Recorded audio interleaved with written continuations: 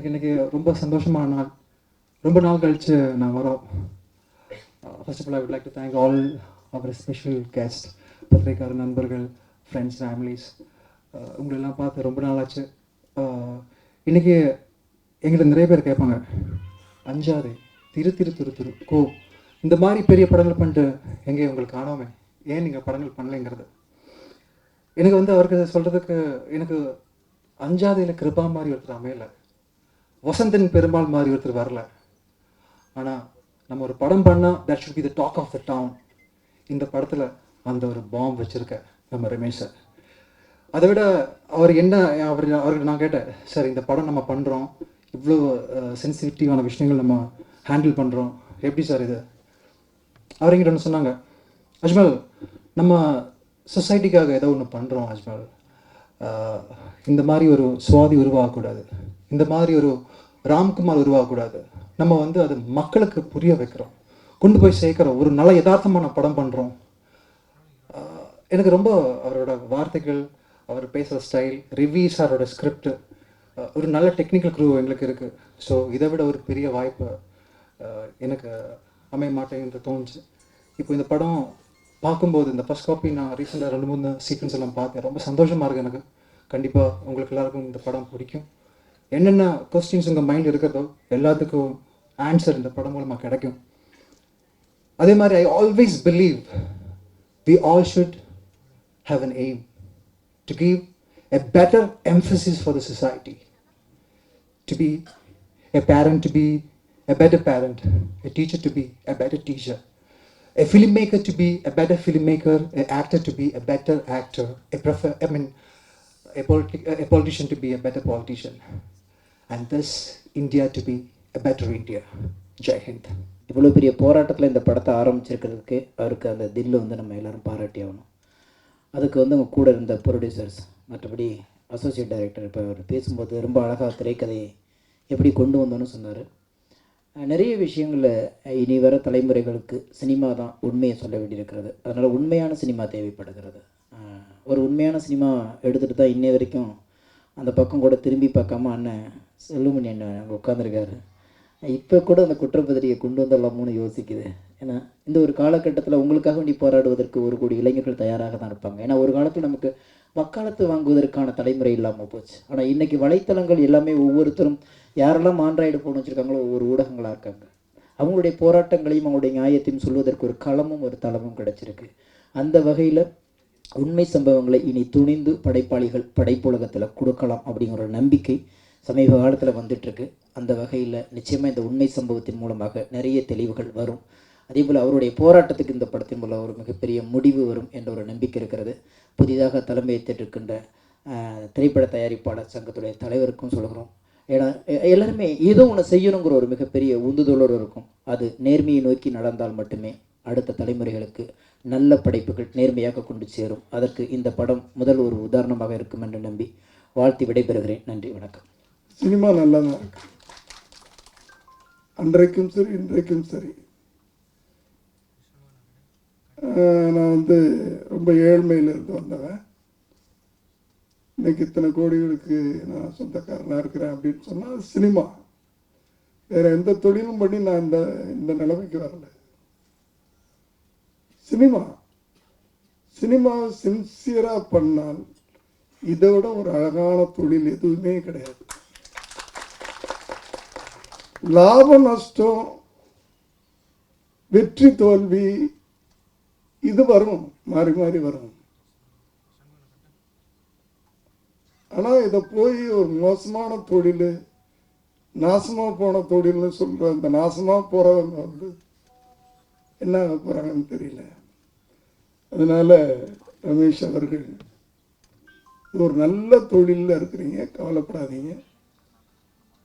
ஆனால் என்னென்ன தொடர்ந்து அதில் பயணப்பட்டுக்கிட்டே இருக்கணும். என்னைக்கோ ஒரு நாள் உங்களை அப்படி தூக்கி விடும்.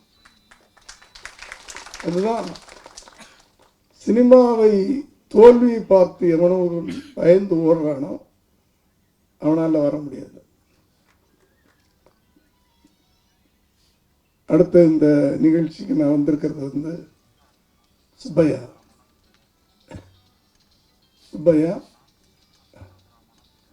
விஜயகாந்த், நான், சுதேவா ஷூட்டிங் முடிச்சுட்டு நான் ஒரு ஃபியட் கார் வச்சுருப்பேன், விஜயகாந்த் ஒரு அம்பாசிடர் வச்சுருப்பார், இவர் தான் ஓட்டுவார். நாங்கள் மகாலிபுரத்தில் ஷூட்டிங் முடிப்போம், ரேஸில் வருவோம் நாங்கள் 2 பேரும் நைட்டில், நீயா நானா அப்படின்ட்டு. அப்படி ஏற்பட்ட பழக்கம். சுப்பையா அவருக்கு இது இது வந்து என்ன சொல்கிறேன்னு தெரியல,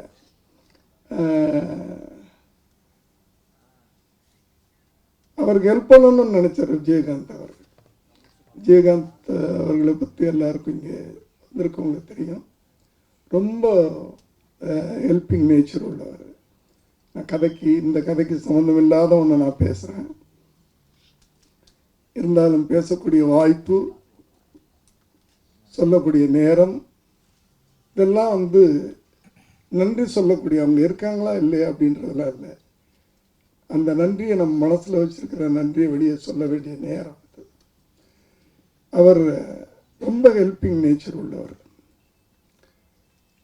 இவர் வந்து ரொம்ப காலமாக இருக்கிறாரு, ஏதாவது பண்ணுங்கன்னு சொல்லிகிட்டே இருக்கிறாரு. அப்போ என்னையே ஒரு நாள் கூப்பிட்டார் விஜயகாந்த், சுப்பையா ஏதோ பண்ணணும்னு சொல்கிறான், அவன் வேற எங்கேயா போய் மாட்டான்னா அவனை வந்து இழுத்து விட்டுருவாங்க, நீங்கள் படம் பண்ணி கொடுத்தீங்கன்னா அவனுக்கு ஏதாவது ஹெல்ப் பண்ணுற மாதிரி இருக்கும், அதனால் நீங்கள் பண்ணுறதா இருந்தால் நான் கால் ஷீட் தரேன் அப்படின்னு சொன்னார். நான் கண்டிப்பாக பண்ணுறேன் அப்படின்னு சொல்லிட்டு 95 நினைக்கிறேன், 99 ஒரு படம் பண்ணி 25 லட்சம் ரூபாய் லாபம் வந்து, எனக்கு 25 லட்சம் ரூபாய் லாபம் வந்து, படம் முடிஞ்ச பிறகு விஜயகாந்த் கொண்டு போய் 25 லட்சம் ரூபா கொடுக்குறோம் பாருங்க. அதாவது எல்லாம் போக மொத்தம் எங்கிட்ட மீதி இருக்குது பாருங்க, 75-80 லட்சம் ரூபா மீதி இருக்குது. சினிமா அவ்வளவு நல்லா இருந்தது, நல்லா இருக்குது, நல்லா இருந்தது. இன்னைக்கும் நான் படம் பண்ணிட்டு இருக்கிறேன், தொடர்ந்து என் படங்களை, அதாவது விலைக்கு வாங்குறாங்களா இல்லையான்னு தெரியல, ஒவ்வொரு ஏரியாவுக்கு இவ்வளோ கொடுத்துருங்க, இந்த படத்தை ரிலீஸ் பண்ணுங்க அப்படின்னு சொன்னால் கொடுக்கறதுக்கு ஆள் இருக்காங்க, பண்ணிக்கிட்டு இருக்கிறோம். அப்படி அந்த முழு படத்தையும் அவர் பாதி நாள் தான் ஷூட்டிங்கு வருவார், மீதி நாள்லாம் வீட்டில் தான் இருப்பார். நான் தான் முடித்து இவ்வளவு லாபம்ப்பா, இந்த உனக்கு இவ்வளவு அப்படின்னு ஒரு பணத்தை கூட கையில் கொடுக்காம 23 லட்சம் ரூபாய்க்கு ஒரு வீடை வாங்கி கொடுத்து, குழந்தைங்க பேரில் ஃபிக்ஸரில் போட்டு, இதெல்லாம் அன்னைக்கு நடந்தது. இன்றைக்கும் யாரோ இங்கே பேசும்போது சொன்னாங்க, உங்கள் பெயர் தயாரிப்பாளராக இருக்கிறது, ஆனால் யாரோ ஒருத்தர் கஷ்டப்பட்டு ஃபைனான்ஸ் வாங்கி இந்த படத்தை முடிச்சிருக்கிறாங்க. ரொம்ப நீங்கள் லக்கின்னு நினைக்கிறேன் இந்த விஷயத்தில்.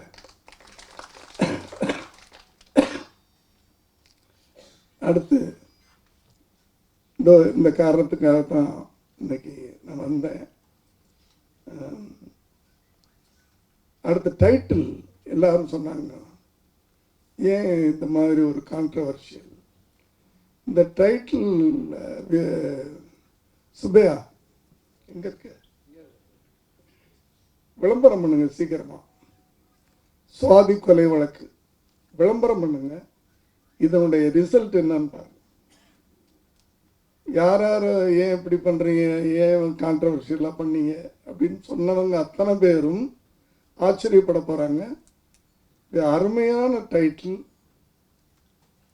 இந்த டைட்டிலுக்காகவே இந்த படம் மறுபடியும் நீ இழந்த வீட்டை உனக்கு திரும்பி கொடுக்க போகிற. நிச்சயமாக அது நடக்கும். ஏன்னா அந்த டைட்டிலே வந்து ஒரு அட்ராக்டிவான டைட்டில், சாதாரணமான விஷயம் இல்லை. சாதாரணமாக நம்ம தமிழ் மக்கள் மறந்து போகிற விஷயம் அல்ல அது. நிறைய விஷயங்கள் நடக்குது, மறந்து போகுது, அதெல்லாம் வேற விஷயம். பட் இந்த சுவாதி விஷயங்கள் நிச்சயமாக அந்த யார் மனசுலையும் மறக்காத விஷயம். அதை எழுத்தாளர் இங்கே சொல்லும்போது, ரவி அவர்கள் சொல்லும்போது கொஞ்சம் விளக்கமாக சொன்னார். அது விளக்கமாக சொன்னது தேவையா அப்படின்றது வேற. ஆனால் தேவைப்பட்டுச்சு. இதுவே கான்ட்ரவர்ஷியல் தான். ஒரு வழக்கு நீதிமன்றத்தில் நடந்து கொண்டிருக்கிறது. அந்த வழக்கை நாங்கள் திரைப்படமாக எடுக்கிறோம் அப்படின்றத பகிரங்கமாக சொல்லியிருக்கிறாரு. இதுவே இந்த படத்துக்கு ஒரு பெரிய விளம்பரம்.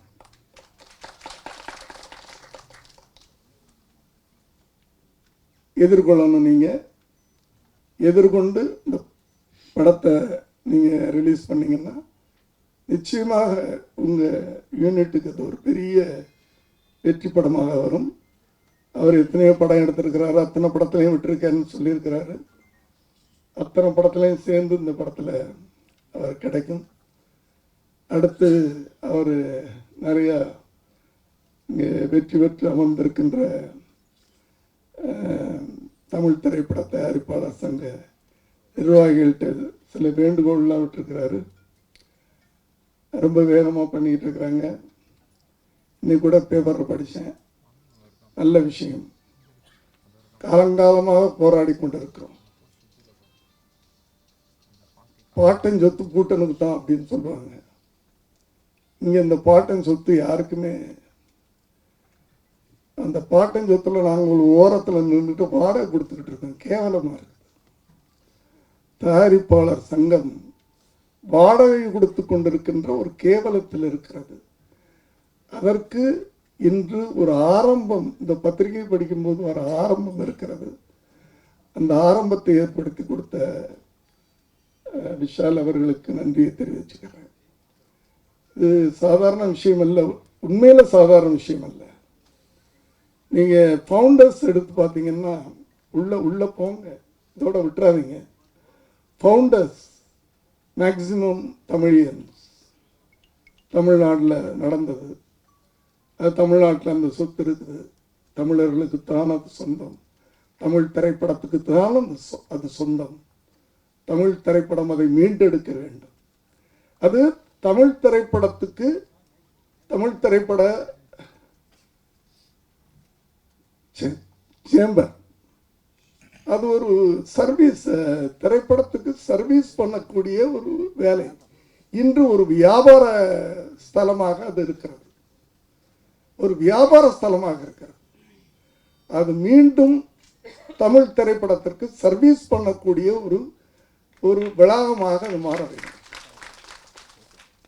ரொம்ப அழகாக செல்வமணி அவங்கெல்லாம் இன்னைக்கு அறிக்கை விட்டுருக்குறாங்க. ரொம்ப சந்தோஷமாக இருந்தது. நாங்கள்லாம் கண்ட கனவு நடக்க முடியல.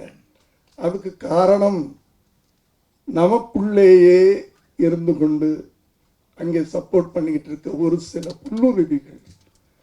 அவர்களை அடையாளம் கண்டு நீங்கள் கரெக்ட் பண்ணிட்டீங்கன்னா இதில் வெற்றி அடையலாம் என்று சொல்லி விடைபெறுகிறேன். நன்றி. சுவாதி கொலை வழக்கை பற்றி நான் நிறைய பேசலாம். ஏன்னா என்கிட்ட பேசுகிறதுக்கு 16 வருஷம் கதை இருக்கு. பேசிகிட்டே இருக்கலாம். சில நேரம் அது டிஸ்கரேஜ் பண்ணுற மாதிரி இருக்கும், சில நேரம் தட்டி கொடுக்குற மாதிரி இருக்கும். நான் என்ன சொல்கிறேன்னா, இந்த நாட்டில் உண்மை சொல்கிறது மட்டும்தான் கஷ்டம். அதுதான் நான் ஒரு 16 வருஷத்தில் நான் தெரிஞ்சுக்கிட்ட உண்மை. என்ன நாள் சொல்லலாம், பொய் சொல்லலாம், ஆபாசம் எடுக்கலாம், அருவருப்படுத்தலாம், மத துவேஷம் ஏற்படுத்தலாம், எல்லாத்தையும் எஸ்கேப் பண்ணி வர்றதுக்கு சென்சாரில் இல்லை இன்ஃப்ளூயன்ஸு இது மாதிரி நிறைய இருக்குது. ஆனால் உண்மையை மட்டும் இந்திய திருநாட்டில் சொல்ல முடியாது. அதுதான் நான் தெரிஞ்சுக்கிட்ட உண்மை. இந்த படம் பார்க்கும்போதே எனக்கு கொஞ்சம் பயமாக இருந்தது. படத்தை பார்த்துல எப்படி இந்த பறவை குஞ்சு வல்லூர்களிடமிருந்து தப்பிச்சு எப்படி வெளியே வரப்போகுதுன்னு தான் எனக்கு இருந்த பயமே. ஆனால் ஸ்னேகன் சொன்னார் என்ன நீங்கள் அன்றைக்கி இருக்கும்போது யாரும் இல்லை, உங்கள் கூட போராட்டத்துக்கு ஆள் இல்லை, இன்றைக்கி சில கோடி இளைஞர்கள் திரண்டிருக்காங்கன்னு சொன்னார். உண்மையிலே அது ஒரு பெரிய சக்தி தான்.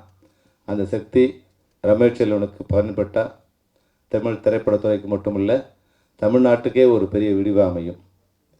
ஏன்னா திரைப்படத்துறையில் மட்டும் இல்லை, தமிழ்நாட்டிலேயே உண்மை பேசுகிறது ரொம்ப கஷ்டமாக இருக்குது, நினச்ச கருத்தை சொல்கிறது கஷ்டமாக இருக்கும்போது இதுபோல் இளைஞர் சக்தி இருக்குதுன்னு வந்து உண்மை பேசுகிறவங்களுக்கு தெரிஞ்சால் இன்னும் கொஞ்சம் பலமாக உண்மையை பேசுகிறதுக்கு ஏதுவாக இருக்கும்.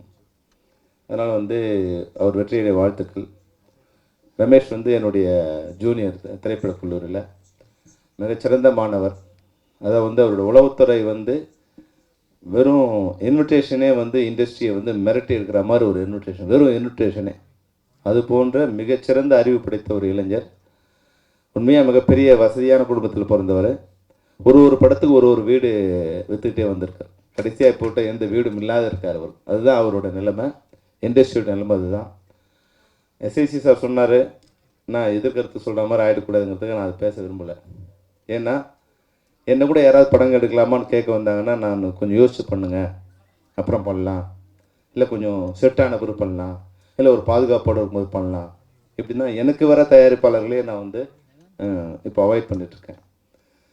ஏன்னா எனக்கு தெரியுது, முன்னாடி வந்து படம் வந்து நல்லா இல்லைன்னா ஓடாது, நல்லா இருந்தால் ஓடும், ஓடுனா பறவை வரும். இந்த 2 விஷயம் இருந்தது. நல்லா இருந்தால் ஓடாது,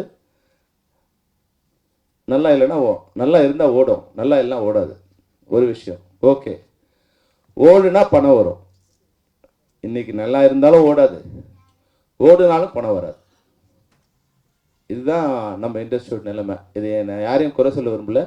அது மாதிரி ஒரு சிண்டிகேட் வந்து ஃபார்ம் ஆகிடுச்சு.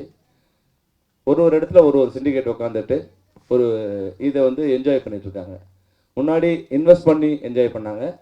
இன்றைக்கி without investment, only influence.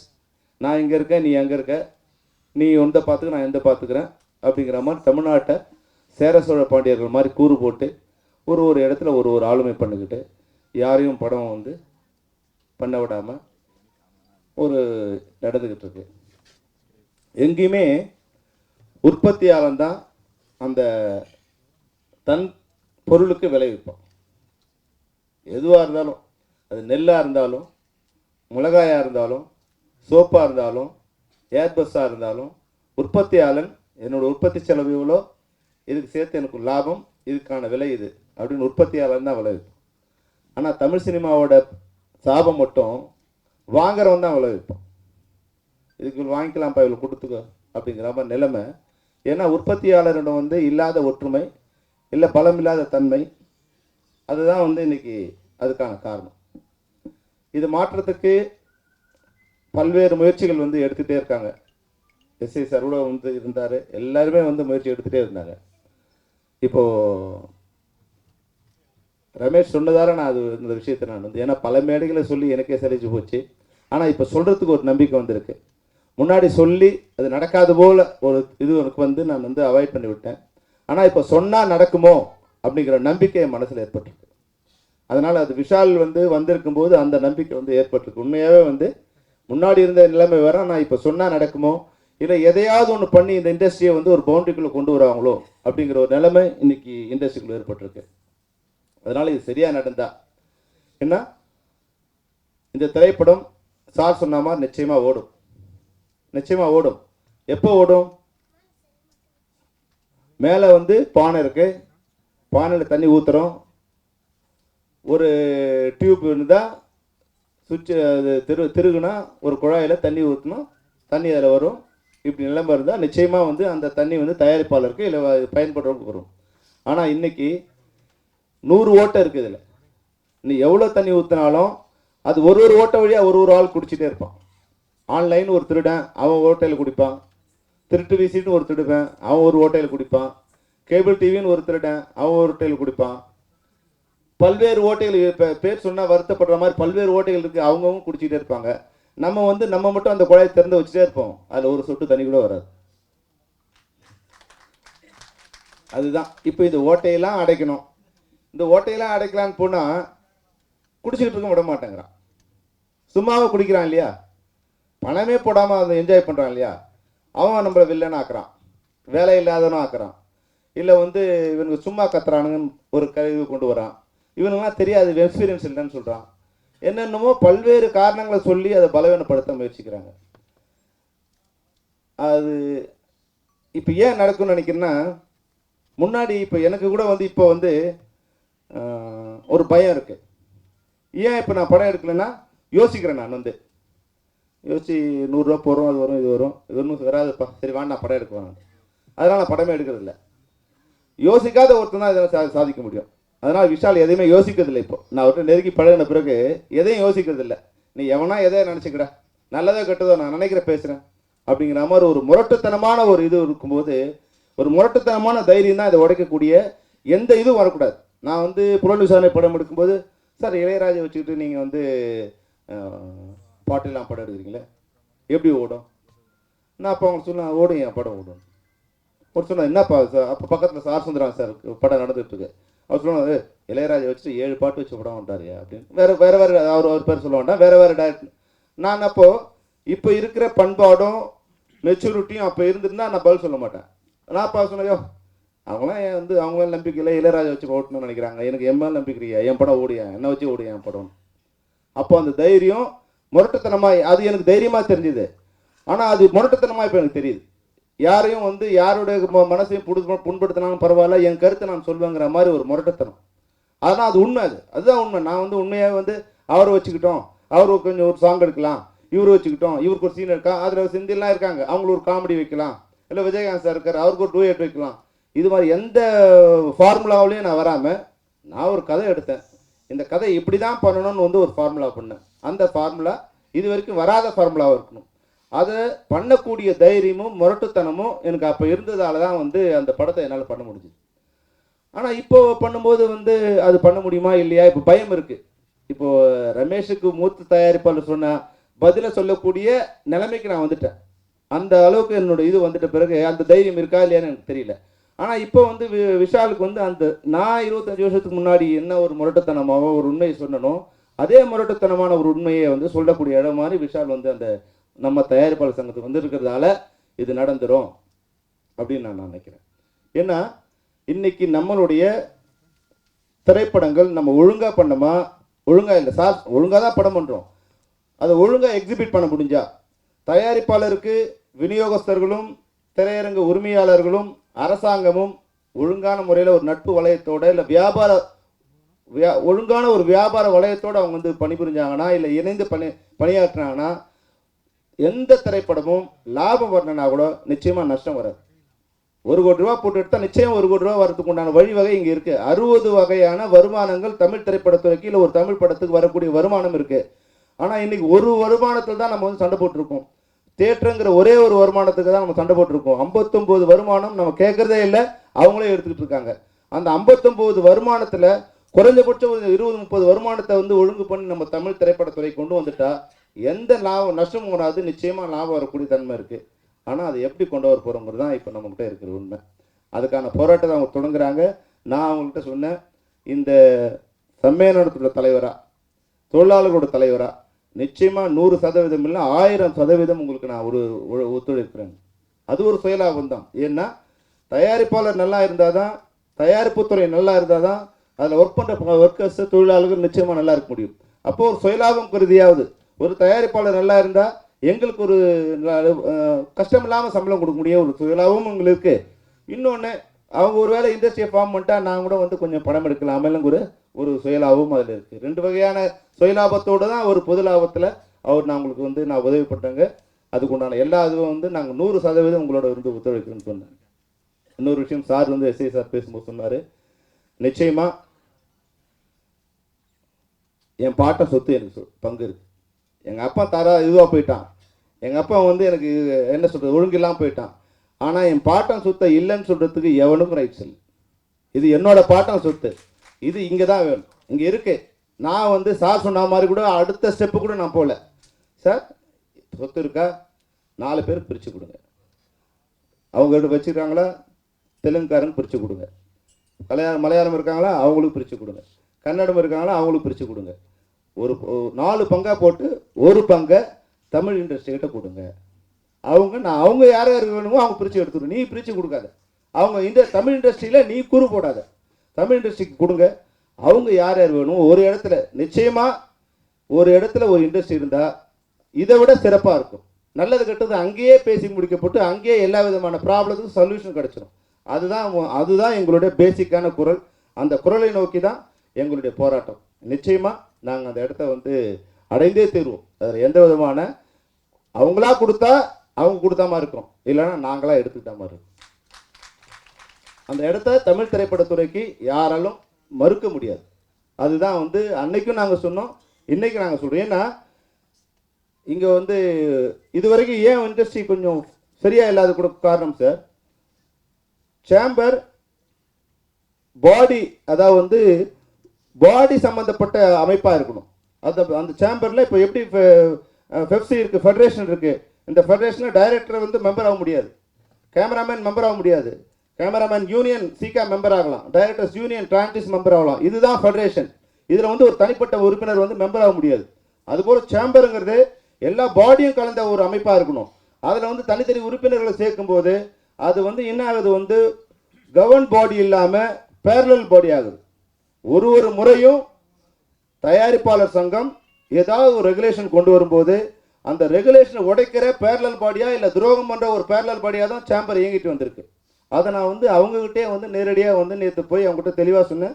Sir என்ன பிரச்சனை உங்களுக்கு கேட்டாங்க. நான் சொன்னேன், சார் உங்களுக்கு பிரச்சனை இப்போ வந்திருக்க உங்கள் எந்த யாரோடும் எங்களுக்கு பிரச்சனை இல்லை. ஆனால் இங்கே என்ன ஆகுதுன்னா வந்து சில புள்ளூர்கள் சொன்னார் இல்லையா சார், அவங்க என்ன பண்ணுவாங்க, இங்கே எலெக்ஷனில் தோப்பாங்க, இல்லை இங்கே ஜெயிச்சு வந்து அவங்ககிட்ட வந்து அவங்களுக்கு சில விதமான மனோபாவம் எதிர் மனோபாவம் இருக்கும். அவங்க என்ன பண்ணுவாங்க, எந்த லாபமும் இல்லாமல் சேம்பரில் உட்காந்து அது உட்கார ஒரு இடம் கிடச்சிடும். சேம்பரில் உட்காந்துட்டு இந்த ஃபிலிம் ப்ரொடியூசர் கவுன்சில் அழிக்கிறதா நினச்சிப்பாங்க. ஆனால் அது தமிழ் இண்டஸ்ட்ரி அழிக்கிற வேலை தாங்கிறது கொஞ்ச நாள் கழிச்சு அவங்க தெரிஞ்சுப்பாங்க. அது மாதிரி வந்து பண்ணி தான் இந்த ஒரு 20-25 வருஷத்தில் Tamil south Indian film chamber became the parent body of Tamil producer council. அதுதான் வந்து நம்ம சரியாக இயங்க முடியாமல் போனது மிகப்பெரிய காரணம். அதையும் நான் அவங்ககிட்ட சொன்னேன், சார் இடம் கேட்கறது எங்களோட நோக்கம், இடம் கேட்டு தான் நாங்கள் வந்திருக்கோம். ஆனாலும் இது மாதிரி நிலைமைக்காரத்துக்கு காரணம் இதுதான். அதனால் வந்து இப்போ வந்து ஆந்திராவில் சேம்பர் இருக்குது, ப்ரொடியூசர் கவுன்சில் இருக்குது. ஆனால் ஒரு அதிகாரத்தை 2 பேர் ஷேர் பண்ணுறதில்ல. டைட்டில் யார் ரெஜிஸ்டர் பண்ணுறது, ஒருத்தர் தான் டைட்டில் ரெஜிஸ்டர் பண்ணலாம். பெர்மிஷன் யார் வாங்க, அரசாங்கத்தோட யார் பேசுறது, ஒருத்தர் தான் பண்ணலாம். அப்போ அந்த அதிகார போட்டி இல்லாததால் அந்த இண்டஸ்ட்ரி என்ன பாதிப்பு வந்தாலும் தன்னை பாதுகாக்கக்கூடிய அளவில் இருக்குது. இங்கே என்ன ஆகுதுன்னா, நீ டைட்டில் ரெஜிஸ்டர் பண்ணால் நான் டைட்டில் ரெஜிஸ்டர் பண்ணுவேன். ஒருத்தர் தப்பு பண்ணுறான், அவனை கண்ட்ரோல் பண்ணலாம், வந்து சென்சார் கிளியரன்ஸ் வரும்போது ஹோல்ட் பண்ணலான்னா உடனே நான் சென்சார் கிளியரன்ஸ் பண்ணி அந்த படத்தை ரிலீஸ் பண்ணிவிடுவேன். உன் படத்தை ரிலீஸ் பண்ணும்போது இந்த பிரச்சனை சால்வ் பண்ணலான்னா நான் உன் படத்தை ரிலீஸ் பண்ணி கொடுத்துருவேன். இதெல்லாம் இருக்குது. இதெல்லாம் வந்து கொஞ்சம் வந்து நம்ம ஷட் டவுன் பண்ணி இந்த வேலையை முடிச்சு ஸ்டார்ட் பண்ணலான்னா நான் அந்த ஷட் டவுன் இல்லாமல் நான் வந்து ஒர்க்கை நடத்தி காமிப்பேன். அந்த ஷட் டவுனை பிரேக் பண்ணுறது தான் வந்து அவங்களுடைய நோக்கமாக இருக்க தவிர இந்த இண்டஸ்ட்ரியை காப்பாற்றுறங்கிறது எதிர்நோக்கமாக ஆகிடுது, அதை காப்பாற்றுறது இல்லை. அதுதான் வந்து இன்னைக்கு வந்து சார் சொன்னார் இல்லைங்களா, 75 லட்சம் படம் இருந்த பிறகு 75 லட்ச ரூபாய் வந்து திருப்பி பங்கு போடுறதுல இருந்த போட்டி. இன்னைக்கு சார் வந்து ஒரு விஷயம் சொன்னார், அன்னைக்கு பல கோடியை நான் சம்பாதிச்சேன் இந்த இண்டஸ்ட்ரி தான். ஆனால் அவர் மனசாட்சி திறந்து பார்த்தார்னா கடந்த ஒரு 5-6 வருஷங்களில் அவர் தயாரிப்பாளராக அவர் வந்து அதுக்குண்டான இது வந்து எடுத்திருக்காரா இல்லையான்னு என்னால் சொல்ல முடியாது. நல்ல படம் எடுத்திருக்காரு, அன்னைக்கு நெஞ்சுக்கு நிதி எடுத்த மாதிரி இன்னைக்கு நல்ல படம் ஒன்று எடுத்தாரு. ஆனால் அதன் மூலம் ஒரு லாபம் அடைஞ்சாருன்னா இல்லை. சினிமா மேலே இருக்கிற அன்புல காதலில் என்ன சொல்கிறாரு, அது மாதிரிலாம் பேசக்கூடாது அப்படின்னு சொல்கிறாரு. ஆனால் பயத்தில் ஒரு உண்மையை நான் சொல்கிறேன், இது இப்போ வந்து அது பாதுகாப்பாமல் இல்லாமல் இருக்குது. அந்த பாதுகாப்பை நம்ம சேர்ந்தா உருவாக்க முடியும். அதுதான் வந்து இப்போ அந்த உண்மையை சார் நல்லா இருக்கு சார் நல்லா இருக்கு சார்னு சொல்லிட்டு என் உடம்புல வந்து எல்லா விதமான நோயும் வச்சுக்கிட்டு நல்லா இருக்குன்னு சொல்கிறது வந்து வெளிப்படையாக ஒரு சும்மா ஒரு பேச்சுக்கு இருக்குமே தவிர உண்மையாக இருக்காது. முதல்ல நான் நல்லா இல்லை, எனக்கு இந்த நோய் இருக்குது, இதை நான் முதல்ல கிளியராக ஒத்துக்கணும். அதுபோல் இண்டஸ்ட்ரியும் அதை ஒத்துக்கிட்டு அதுக்குண்டான மருந்தை அதுக்குண்டான டாக்டர்கிட்ட போயிட்டு அது சரி பண்ண வேண்டியது இன்னைக்கு காலகட்டம். இந்த 2 வருஷத்துக்குள்ளே அது நடந்துடணும். நடந்தாதான் நடக்கும், இல்லைன்னா எதிர்காலத்தில் நடக்குமான்னு என்னால் சொல்ல முடியாது சார். ஏன்னா எதிர்காலத்தில் என்ன நடக்கும்னு சொல்லுவோம். இப்போ வந்து மிகப்பெரிய ஒரு நம்பிக்கை ஏற்பட்டிருக்கு. இந்த நம்பிக்கையை விஷால் கூட வந்து எப்படியாவது அதை வந்து அதிகமான எதிரிகளை சேர்க்காம, நிறைய நம்ம திருமண பக்கம்லாம் எதிரிக்கு தான், ஆனால் எதிரிகளெல்லாம் ஒன்றும் சேர்க்காம ஒரு எதிரியாக சந்தித்து ஜெயிக்கிறது தான் நல்ல புத்திசாலித்தனமான ஒரு வேலையாக இருக்கும். அதனால் விவேகத்தையும் கையில் எடுத்துக்கிட்டு இந்த தமிழ் திரைப்படத்துறையை நீங்கள் காப்பாற்ற முயற்சிக்கணும். அந்த முயற்சிக்கு நாங்கள் சம்மேளனத்தோட 100% ஆதரவை உங்களுக்கு கொடுப்போம். தமிழ் திரைப்படத்துறைக்கு நிச்சயமாக நல்ல வளமான எதிர்காலம் நமக்கு வரும். அதற்கு முதல் படமாக இந்த சுவாதி கொலை வழக்கு அமைய வேண்டும் என்று வாழ்த்து விடைபெறுகிறேன். நன்றி, வணக்கம்.